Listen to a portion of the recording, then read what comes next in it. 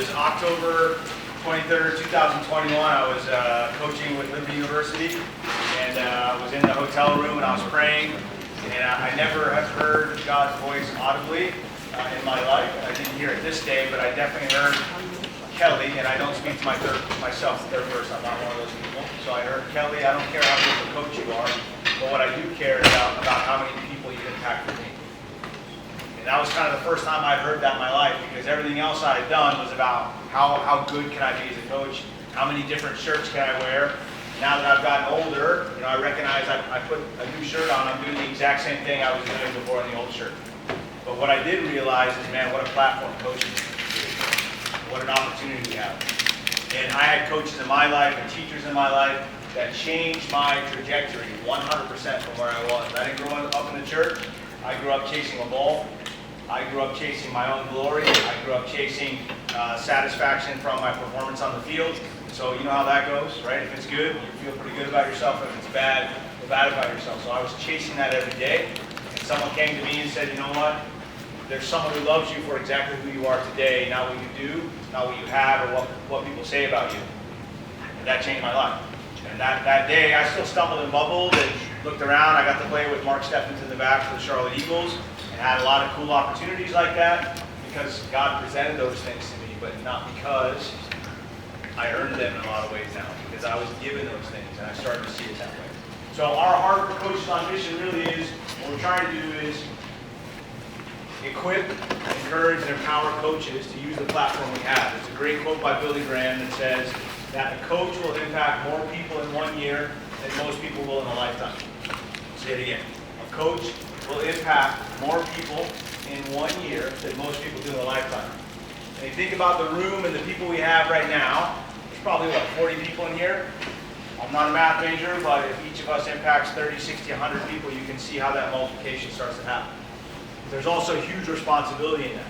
And part of what MAI does, Missionary Athletes International, is they use the sport that we all love.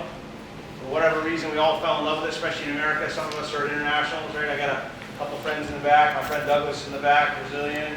Jorge, where are you from? Colombia. Anyone else from another country?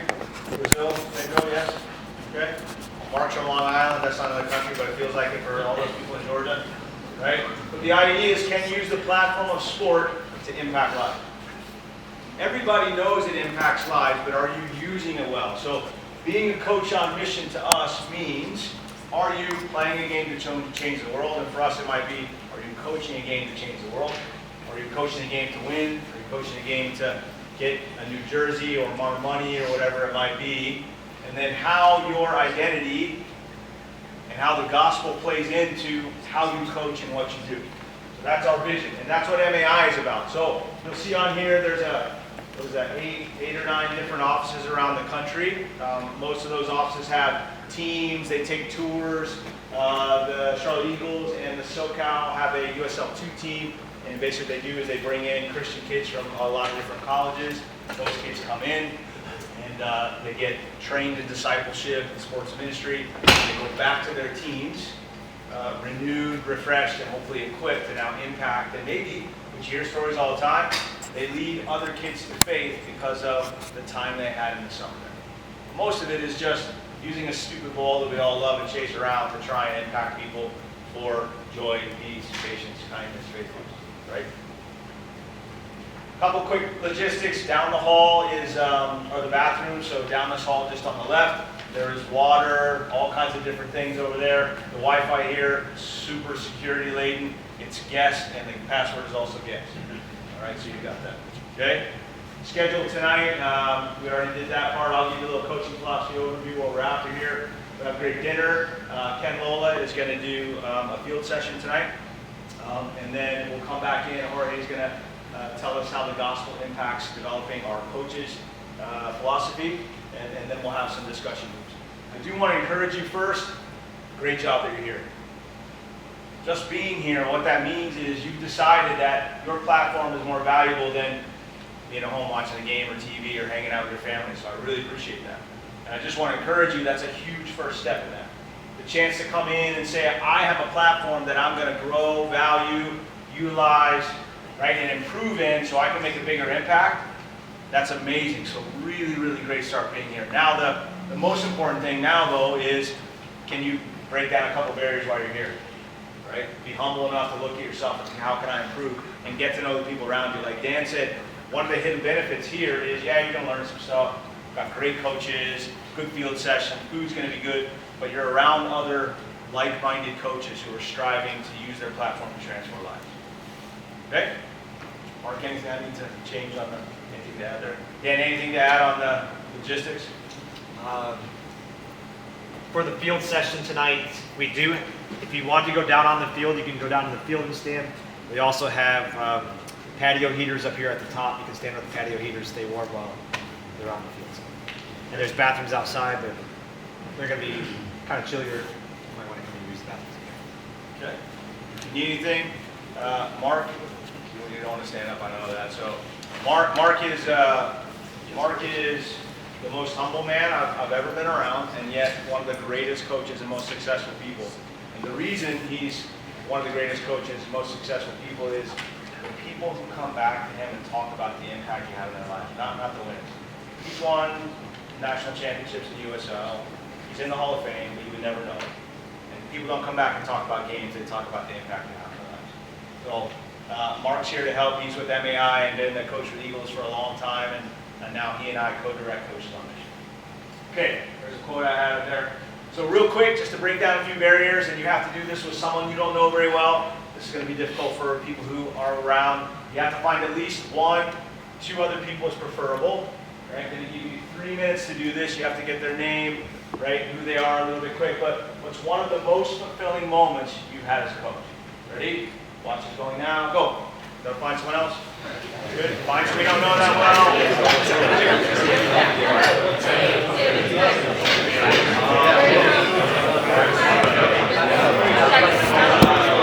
Next 24 hours, the hope too is you get to have that kind of moment with a lot of different people and get to be open. One of the things I've learned over the last couple of years really is that everybody kind of tells you that, as a coach, you need to know everything. And actually, if you convince all your players that you know everything, one, they're going to figure it out eventually, right? That you don't. That's the first thing. The second thing is they're going to feel like they need to know everything. So if you can be open and vulnerable with them sometimes, and you can show them humility, that actually is one of the highest forms of leadership, is being vulnerable. Showing that, you know what, like, we're in this together sometimes. I don't have every answer. I don't know how it's going to go, but I'm here today, standing with you, even though I know I'm a little worried that we may lose this game today, right? But I'm here. I showed up, and so did you, so really well done. Great job having the courage to be here today, even though it might be a little scary. So in this group, I hope we can learn to be a little bit vulnerable with each other, to talk, to discuss. When we have our discussion times, to really be real, not try to act like we all know, or I coach at this school, that school. So one of the questions, I know for years, if someone asked me this question, I would have definitely said, oh, it was when I won this game, or I achieved this.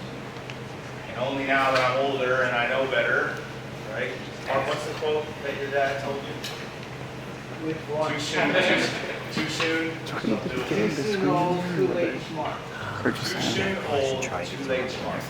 So now, I'm only smarter because I'm older. I didn't say smart, but smarter because I'm older.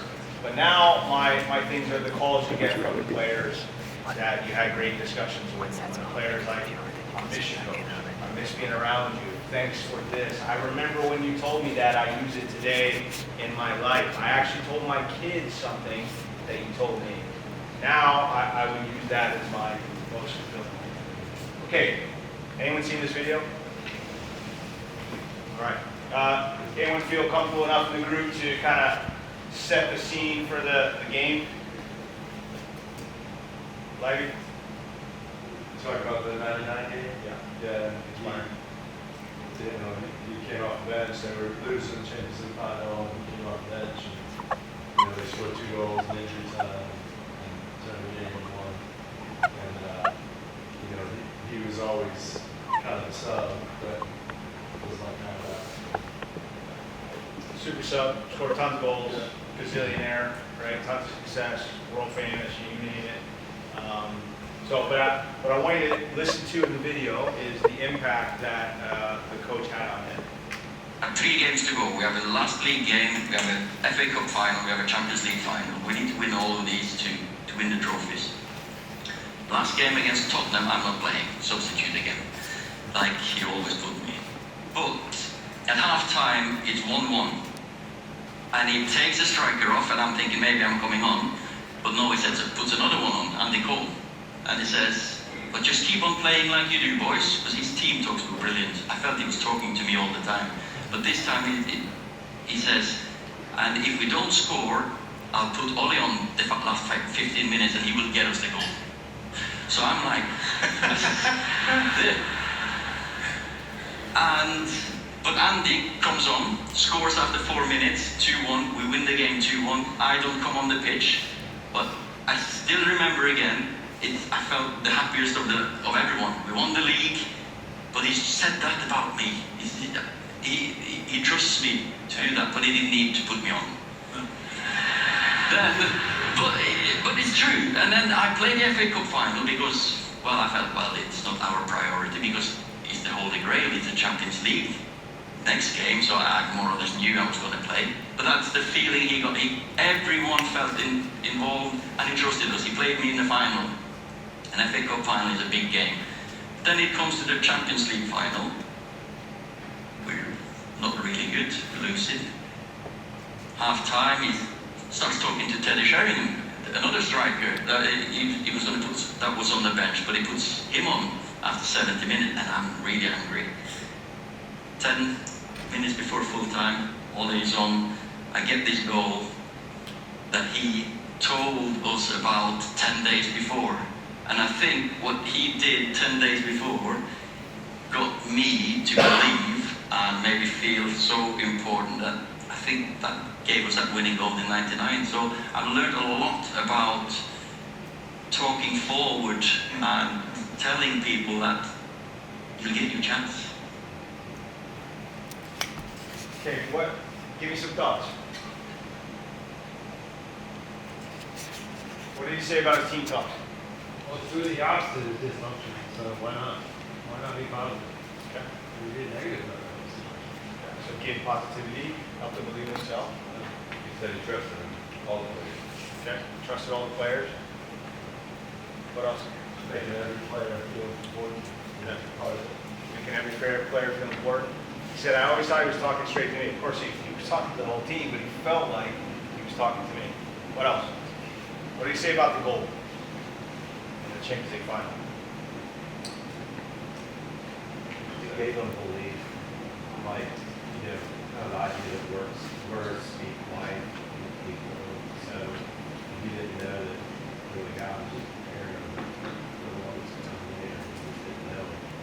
And the words that he had spoken gave him confidence and belief that he did well. Yeah. Basically, he said that, to kind of wrap it up, he said that I think I scored that goal because of what he told me 10 days before. It's amazing, right? To me, that is coaching on mission. It's, can you inspire, can you encourage, can you help someone else believe that they're capable of something that they never thought they were capable of. And the other thing I love is, this guy, he always knew his role, right? Solskjaer. I mean, I don't know if he was always happy with it. I've never met a player that doesn't want to play every single minute, by the way. I mean, every single player's love language is playing time. But he still accepted his role, and he knew it was coming. Part of that was because Ferguson was honest with him, right? He told him exactly what he was going to do, what he was capable of doing, and he never wavered because he knew that the coach believed in him. To me, that's what we're about. That's why we're here this weekend is, can we get that kind of action? And that's the kind of coach that I want to be. And whether that's in life, because, by the way, most of our players are not going to reach the levels he's at, so we're hoping that we can inspire and impact them in sport so they can go on and do great things outside of the game. What we're really trying to do this weekend is see if we can get as close as we can to 3.0. Look, all of us want to win, and I think you need to understand people if you want to be a coach, right? It's way more, everybody knows that. Back 30 years ago, right, it might have only been about X's and O's, it really wasn't. You get the idea. Now we all know that You've got to go deeper with your players. You've got to have a relationship. You've got to know them. They're super anxious now. Everyone knows that. They're all fearful. They're all judgmental. I have a quote I use all the time: truth is helpful, not harmful, that I stole from someone else. I use that all the time with this current generation because sometimes they feel like the truth is harming them, but they need to hear it, right? Truth is helpful, not harmful. But you have to do that in love, right? So, developing character and leadership, I think most really good coaches want to do that. We want to develop character. We understand that sport, you're not going to win every game. My best guys or girls I've ever coached are the ones who don't play as much as they want to, and yet they still show up every day and get after it. They're great teammates. Those are the ones that are rock stars down the road. They go on to do amazing things throughout their life, not just in the one moment. And they didn't get what they wanted, but they stuck to it. The hardest one for me is developing a discipleship culture that integrates faith, life, and sport. It's hard to do because we get challenged because we lose. You get fired. I've been fired, right? It makes me a great coach. I think a real coach, that's what everyone says when you get fired, right? But it's incredibly hard to do because we have to live it every day. We have to know our identity. We have to know who we are because we cannot give away what we don't possess. We have to possess who we are, what our identity is based in, where we get that in order to give away, right, faith, and use it in sport and live that life out every single day. So while we're here too, these are 4 questions we want to try and answer over the weekend. It's not possible that we'll get there, but the idea is we want to try and encourage you to start thinking about these things. Just going to leave those up for a minute. Just want you to just kind of real quick. One of the things we're trying to do is to create a coaching philosophy. And really, this is kind of the skeleton of why or how you would form and shape what type of coach you want to be. This is from a book called Inside Out Coaching.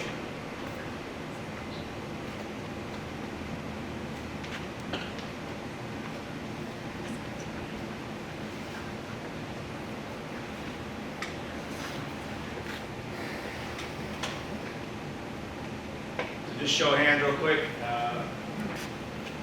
Which one kind of resonates with you? So if you think, why do I coach? That's one that maybe, let me rephrase it. What's one you think, I really need to dive into that? So why do I coach? For show of hands like that, that's one I really want to look at. Why do I coach the way I do? Show of hands if that's something you need to kind of think about. What does it feel like to be coached by me? Great, love that. How do I define success? Yeah, very cool. Great. Yeah, that's the same way I am too. The one that got me probably the hardest was, what does it feel like to be coached by me? Honestly, for years, I think it was scary. Honestly, I'm a small person, but I can be scary at times. Right? And I wanted to win so badly that I was using players. And so how did it feel like to be scared, to be coached by me? Scary, fearful, anxious, worried, because I was a driver and I wanted to win. And I recognized that I don't want to be that kind of coach. I wanted to be a coach that would impact them for their lives. So I had to start figuring out, how do I define success? So I think these are amazing, deep questions that I hope make you start thinking about your journey as a coach. For me, I'm a Christian coach. I think the majority of coaches in here probably are, and this is something that God shared with me last year, and I love this. I think for most of my life, especially as athletes, normally what we view is, it's really what I do means I'm a good player, right? So therefore, and that becomes who I am and what people say about me.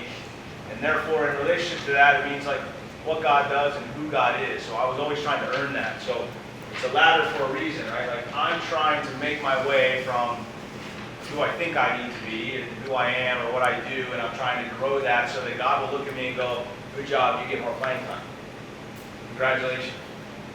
And the reality is it's the other way around. It's who God is and what He does affects what I do and who I am. It's incredibly important for your athletes because they're battled with this every single day. Every single day they want to know, like, do you love me as a coach? Do my friends like me? Right? Did everyone see that mistake that I just made? Yeah, they probably did. In fact, it's probably on YouTube and Instagram and everything else. Right? So like, they have that pressure on them every day. So what they need from us is literally unconditional love. The only way to get that is if you know who you are, right? Based in something that's foundational and doesn't go away. One of our main purposes this weekend, and the areas we'll touch on, are going to be creating that coaching philosophy. So the middle target for us is transformational coaching. Most of the time, we coach, at least I used to, we coach in transaction. I would say majority of coaching is transaction. Player gives me what I want, right? They play a role we need, they succeed, transaction, right? We win the game, everybody's happy, transaction, right? They want to give you what you want because they want a transaction, because they want you to play them more. We want to win, we want the trophy at the end of the season. And you can do both things. These are not exclusive. You can certainly win. In fact, I think you should be pursuing excellence, do the best possible job you can, but that is a goal, it's not our purpose. Our purpose is, can we transform the lives of people we get to come in contact with through sport in our role as coaches? That's the idea. So we believe that you have to know your purpose and know your objective to do that. But you have to know yourself first. You have to know how the gospel plays into that. Right? You have to know your identity, what's your motivation. Then you have to try and build the team and the culture. And how do you deal with competition, all heading to that target of transformation. Because otherwise, it's just a sport you're playing. And those kids that you get to work with, or adults you get to work with, are going to go away unaffected, other than if they won or lost on the day. I had a great friend who told me a story I thought was good. He played in 4 national championships and won the 4th. I was like, oh man, it must be really, really good to kind of finally get there. And he's like, yeah, it was. It was really hard to win 3 and lose, or get into 3 and lose, and finally get there felt amazing. He goes, but, you know, got to the top, and it just felt like I got to the top of the mountain. I got to look around for a little while, and I went back down, and I climbed the same mountain right now today. I thought that was really fascinating, because it took him 4 years to get there. He finally got it, and you're thinking, yeah. He's like, same mountain, new season, it was fine. I got to look around. Every other year, I couldn't quite get to the top. I thought that was a really, really fascinating viewpoint of a guy who you think you made it, you got everything you need. Okay, I wanted to show you Mark's coaching philosophy. I'm not going to read it out to you, I'll just let you read it.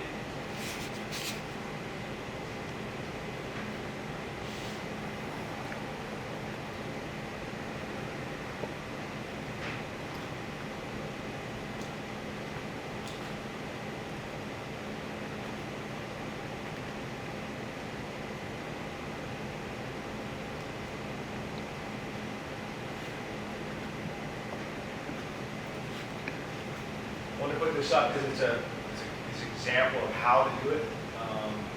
Everyone's got different styles. I'll show you mine in a second. But what I know, because I know Mark really well, so I'm going to ask Livy, because he played for him for what, 4 years? 4 years? 5 years? So what is key is, if you go back to this slide, you know, Mark knows himself. He knows how the gospel impacts that. He knows what his objective is. He knows how to build it into a team, develop culture. He understands his motivation, how his identity plays into that, and then how he deals with competition. So the Eagles were incredibly successful, got all kinds of accolades, multiple national. Played in how many national championships? 7? Too many, we lost Too many, lost too many. But he knew that, and that's why he was able to do that. So, Livy, can you kind of just talk a little bit about, as a player, is that accurate? Not only did he show that, but is it realistic to him? Did he possess what he said out there? Yeah, for sure. You know, just the memories I have. It's been a while now since we were there. But, you know, we obviously wanted to win and we wanted to be as good as we could be, but it was, we got to follow Christ first. You know, we got to do it in a God-honoring way. And I went there because I knew I needed it. And I wasn't there mentally and spiritually at that point. And so it was very eye-opening to me and very just transformational really in my life. And him, setting that vision and leadership to help our team do that. And there's guys that have been there for a few years, but his first year there was my first year playing there, so it was kind of a new thing for everybody there. And but just I just remember the passion to strive for excellence, but it never surpassed honoring the Lord. And sometimes you have a bunch of 20-something-year-old guys, and it's like oh, and he won't do anything about that. It's okay, just we can slide that by. But it was like if we didn't do something right, it was like it was pretty easy going. Things were going good, obviously, but if we didn't do something right, he was all over us. It kind of came out of nowhere. It like shocked us back into, hey, remember what we're doing here, And so that was really good. And just, I think the middle of that statement, to do this, I believe it's vital to build strong relationships with each player. And you can see him intentionally doing that, trying to get to know everybody, trying to, see where they're at. And because he had to make hard decisions, and everyone he chose not to play, like they were mad. All 25 guys wanted to play and thought they should play. And so you had to have hard conversations. You have to have that strong relationship to do that. So. Love that. The things that stick out to me too are Mark's a really, really humble guy. He's not super boisterous, and he's the kind of guy that I think it says in there with God's help. Young athletes deposit in there, including excellence in soccer, transformation is performed by the Holy Spirit. Just a real partnership with his relationship and who he is. He knows who he is. And that's what, when I read this, that's what sticks out to me, because I've seen it in action. So as you think about your coaching philosophy, one, thinking about answering these questions. Two, thinking about your purpose being transformational, right? Not just getting a transaction out of players. And then thinking about, okay, how do I play into that? What's my personality? You don't want to be someone you're not, because your players will figure that out, and you can't sustain that very long. But the idea too, for me, I love that quote of, you cannot give away what you don't possess. So if you're not on target, you don't know what you're trying to get out of your players, it's impossible if you don't possess that. You can certainly not give that away. All right, this is mine. Again, just some examples for you to get an idea. You can tell Mark and I's personalities are different. I'm a little more bullet pointed, intense personality. So for me, just over the years, I know I'm an encourager. I can't help myself. It's just who I want to be, and I know that about myself. And I do want to help other people coach on mission, really not to make the mistakes I did. I do want people to say I'm kind. I'm not sure that they would necessarily, but I hope that. I have a good friend of mine. His dad had passed away, and everyone who was at the funeral said, "Man, your dad was just good." And he told me, he's like, "Man, I want people to say that about me." So that's what I have, is things that I hope I'm exuding. A lot of those are the fruits of the Spirit, I hope. I hope I can be a good listener. Coaches, we love to talk, right? So I hope I can listen well. I don't know if I do that great, but I want to improve in that area. There's a quote, and I'm probably going to butcher it, but I think it says that coaches aren't always right, but they're never wrong. It's a pretty good one.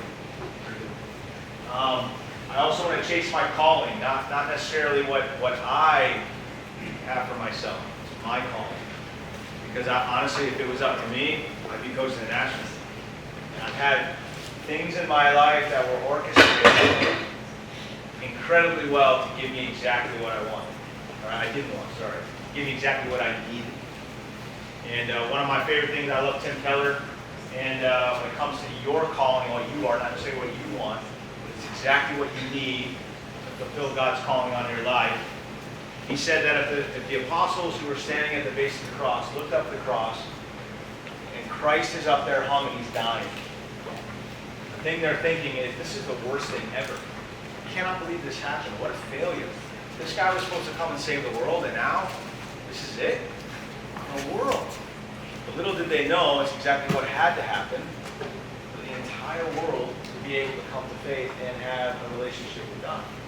So we don't know what's coming, right? So our calling may not be what we think it is right now. It may be something totally different. So for me, I want to chase my calling and embrace that. The 5 things on the bottom are just over the years I've figured out who I want to be. I want to be an encourager. I want to be joyful every day, and I pretty much am. I usually wake up with a smile on my face, ready to go. I want to be more humble. I'm working on that. I always want to be curious to learn, right? How can I help people? How can I get to know them? How can I grow? What can I take out of this one moment to help me improve, grow, help somebody else? And then I'm always enthusiastic. I'm ready to go. You name it. I'm ready to do it. And I know that's who I am. And those are qualities I want to remind myself of and I want to possess every single day. So that's why my philosophy looks like that. Okay? So real quick, we got a few minutes before we eat dinner. I just wanted to put these back up here. Just have you, just take 3-4 minutes. Everyone got a journal and just write down like a couple of answers to these things real quick. Doesn't have to be sentences, could be bullet points. This is your philosophy. This is not, no one's going to look at it, not going to turn it in. Just kind of what impacted you, what made you think differently, and how you might answer these questions right now at the very beginning.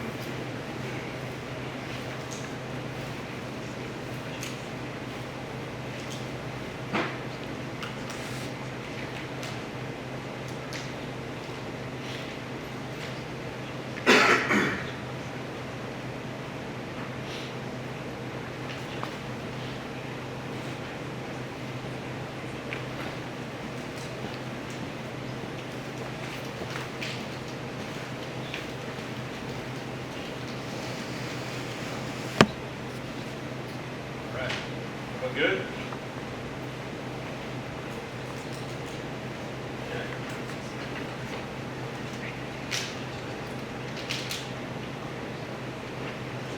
Going back to the book Joe Ehrman, Mark just reminded me he's got another one that kind of a little company that is called Season of Life. And it's, that was actually written by a journalist, I think. This guy went through a season with his football team. And one of the things that I think is most challenging about getting to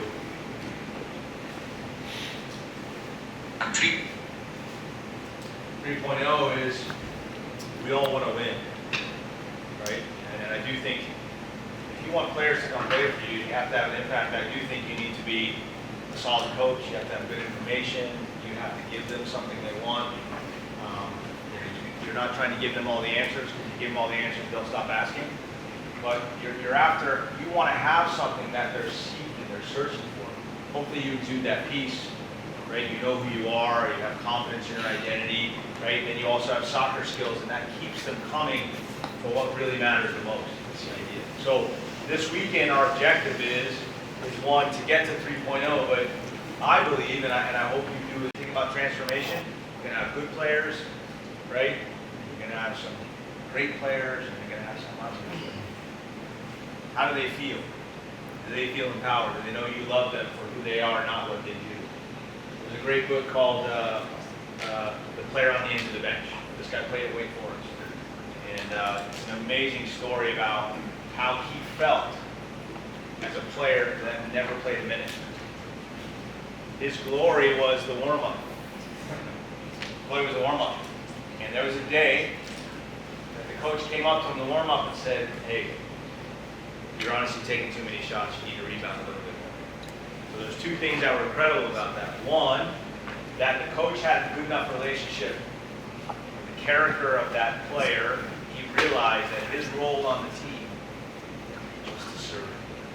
He did it, and he didn't go the other way. You know, you think about, man, how could I get my player on the end of the bench to know I value them for exactly what their role is? For me personally, they have to know who they are. They have to have a foundation that's not based in how they perform or even what you say about them. That's what we're chasing this weekend. We're chasing excellence in sport. Be a great coach. Want the kids to chase you. Want to play with you. Want to be with you. Right? Want to learn from you. Want to listen when you talk. You know, you want that eye contact. And they're like, if coach is talking, I want to pay attention. Tony Duncan, always talking like this. That's how Mark was. Always talking like this. And everyone's like, this is important. So that's what we're chasing this weekend. So the sessions will be excellent. We have great coaches. We have great information. We have great food, of course. Right? But if you think about it, what we're after is, this isn't being kind and nice to everybody and everyone's like, let's go praise the Lord and play soccer. That's true. But kids are not going to want to play for you very long if you're not excellent, you're not chasing it. They don't feel like you can give them something that will make them a little bit better. But what we don't want to do is, that's part of what we're doing. It's a goal, it's not our purpose. So that's the idea of the weekend. Can we write out a coaching philosophy? Can we know some direction? Can we start to hone in on that targeted transformation? Can we think through this and those 4 questions? And I hope you're challenged over the weekend. Right? I hope you're challenged over the weekend. And I do want to encourage you with one last thing before we take a break and the food's on the way, is I want you to know how important this is this weekend. Because what my heart is to, hopefully, and our heart is to send you out, encouraged, empowered to now go impact literally the world with your role. So I hope this weekend you feel like you're incredibly important, because you are. Because you have souls in your hands. You have people's trajectory in your hands. Their identity, who they are, where they're headed. That's what coaching, that's what you get to do. You get to do that every single day, is show kids there's so much more than playing a sport, and they get to do it. So this weekend, that's what we hope you get out of this. Just passion, intensity, joy, and feel the responsibility and the weight of that. And rest in it a little bit, because you get to do it. That's it. Good? Okay, we'll take a little bit of break. I think the food's on the way, and then we'll give you some organization about getting out to the field. We do have some heaters outside, so